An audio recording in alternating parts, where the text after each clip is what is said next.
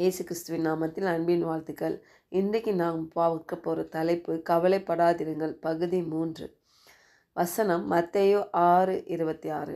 ஆகாயத்து பச்சைகளை கவனித்து பாருங்கள், அவைகள் விதைக்கிறதும் இல்லை, அறுக்கிறதும் இல்லை, களஞ்சியங்களில் சேர்த்து வைக்கிறதும் இல்லை, அவைகளையும் உங்கள் பரமபிதா பிழைப்பூட்டுகிறார்.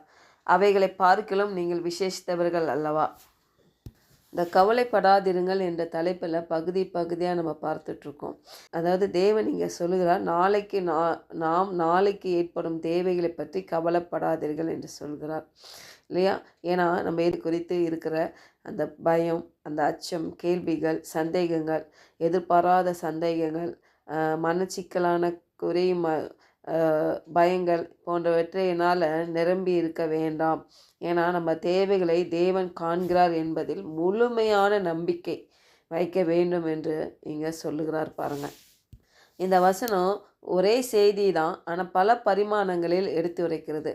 அதாவது விதைப்பதும் அறுவடை செய்வதும் சேமிப்பதும் என்பது மனித முயற்சிகளை குறிக்கும் இல்லையா? மனிதர்கள் தான் என்ன பண்ணுவாங்க, நம்ம என்ன பண்ணுறோம், விதை சேமிப்பு வைக்கிறோம் இல்லையா? அதை நாளை தினத்துக்காக எல்லா காரியங்கள் செய்வதற்காக இந்த முயற்சிகள் எடுக்கிறோம். ஆனால் பறவைகள் பாருங்கள், அதாவது அனைத்து எல்லாவற்றிலும் இந்த உலக ஜீவன்களை எல்லாவற்றையும் காட்டிலும் நம்ம மனிதர்கள் மதிப்பு மிக்கவர்களாக நம்ம தேவனுடைய பார்வையில் இருக்கிறோம்பாங்க. இந்த வசனம் நம்மை யார் என்று நினைவுபடுத்துகிறது. தேவனின் பிள்ளைகளாக இருக்கிறோம். பறவைகள் தேவனின் படைப்புகள் தான், தேவனால் உண்டான ஒரு பறவைகள் தான் பாருங்கள், தேவனால் உண்டான பறவைகள். ஆனால் இங்கே நம் தேவனின் பிள்ளைகள். பறவைகள் தேவனின் படைப்புகள் என்றாலும் நாம் அவரது உரிமை பெற்ற பிள்ளைகளாக இருக்கும். அவர் நம்மை கவனிக்காமல் விடவே மாட்டார்.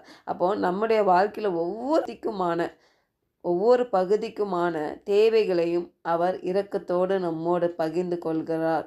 அப்போது நம்மை விட குறைவானவை என எண்ணப்படும் பறவைகளுக்கு தேவன் உணவு கொடுக்கிறார் பாருங்கள். அது கவலைப்படாமல் பறந்துக்கிட்டே இருக்குது பாருங்கள். அது அது விதைக்கிறது இல்லை, அறுக்கிறது இல்லை. ஆனால் ஏற்ற வேளையில் பாருங்கள், எந்த மழை ஆனாலும் சரி, புயல் ஆனாலும் சரி, அதுக்கு பாருங்கள் தேவன் அதை போஷிக்கிறார். அதுக்கு ஒரு ஜீவனை காத்து கொள்கிறார். அதோட ஜீவனை பாருங்கள், தேவைகளை சந்திக்கிறார். அப்போது அதை காட்டிலும் நாம் விசேஷித்தவர்களாக இருக்கிறோம் பாருங்கள். பறவை காட்டிலும் நம்ம விசேஷத்தவர்களாக இருக்கிறபடியால் நம்முடைய வாழ்க்கையில் தேவையான எல்லா உதவிகளும் அவர் நிச்சயமாக வழங்குவராக இருக்கிறாரு. அப்போ கவலைப்படும் ஒவ்வொரு நேரத்திலும் இந்த வசனத்தை நம்ம என்ன பண்ணணும், ஞாபகம் வச்சுக்கணும்.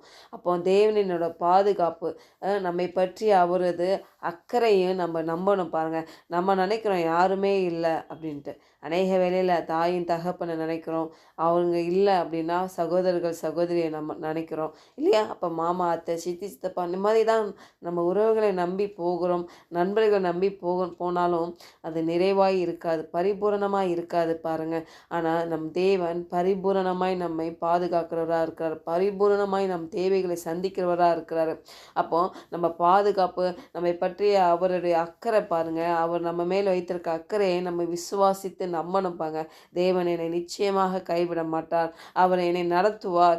அப்போ நம்ம தேவைகளை ஜெபத்திலும் நம்பிக்கையிலும் விண்ணப்பம் செலுத்தும் பொழுது தினசரி வாழ்க்கை கவலைப்படாது இருக்க வேண்டும் என்று தேவனுடைய விருப்பம்பாங்க. தேவன் நம்ம தேவைகளை பார்த்து கொள்வார் இல்லையா? நம்ம யாரும் இல்லை நம்ம நினைக்க வேணாம். நம்ம படைத்தவர் இருக்கிறார், நம்ம தகப்பன் இருக்கிறார், பரலோக தகப்பன் நம்மை காண்கிறவராக இருக்கிறார்.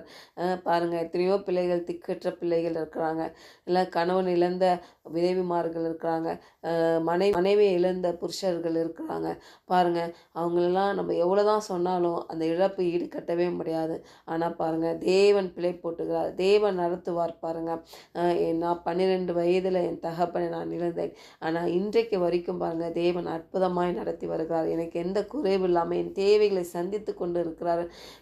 நீங்கள் நம்பவே மாட்டீங்க, தகப்பன் இருந்தால் எப்படி எங்கள் வாழ்க்கை சிறப்பாக இருக்குமோ அதே காட்டிலும் தேவன் அற்புதமாய் என்னை சகோதரர்கள் வாழ்க்கையில் தேவைகளை சந்தித்து வருகிறார். அற்புதமாய் எங்கள் அம்மாவையும் பாதுகாத்து கொள்ளுகிறார். தேவன் நல்லவராக இருக்கிறார் இருப்பாங்க. ஒருவேளை யாராவது இதை கேட்டுக்கொண்டு இருக்கிற நீங்கள் ஒரு இழப்பின் மத்தியில் இருக்கிறீங்களா? அ தாய் தகப்பன் இல்லாத நிலையில் இருக்கிறீங்களா? ஒருவேளை தாய் இருந்து தகப்பன் இல்லாத நிலையில், தகப்பன் இல்லாமல் தாய் இருந்த நிலையில் நீங்கள் இருக்கிறீங்களா? சகோதர சகோதரி இல்லாத நிலையில் இருக்கிறீங்களா? தேவன் உங்களோடு தான் பேசுகிறாரு. அவர் சொல்கிறாரு, அது நிழல் போல போயிடுமா. எப்படி நம்ம ஒரு வண்டி போகுது, பாருங்க எத்தனையோ மரங்கள் கிளை எல்லாம் இருக்குது. நம்ம ஃபாஸ்ட்டாக போகிறப்போ அது ஒரு நிழல் போல் கடந்து போகிறது இல்லையா? வானத்தில் ஒரு மேகம் இருக்குது, எப்படி கடந்து போகுது.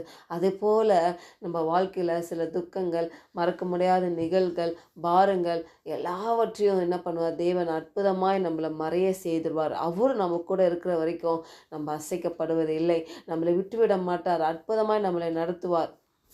அப்போ ஒவ்வொரு நாளும் நம்ம ஜெபிக்கும் பொழுது நம்ம தேவைகளை அவர் அறிந்து தகுந்த நேரத்தில் நம்மளுக்கு கொடுக்கிற தேவனாக இருக்கிறார் என்று நம்ம விசுவாசிக்கணும். பாருங்கள், ஜெபிப்போம்.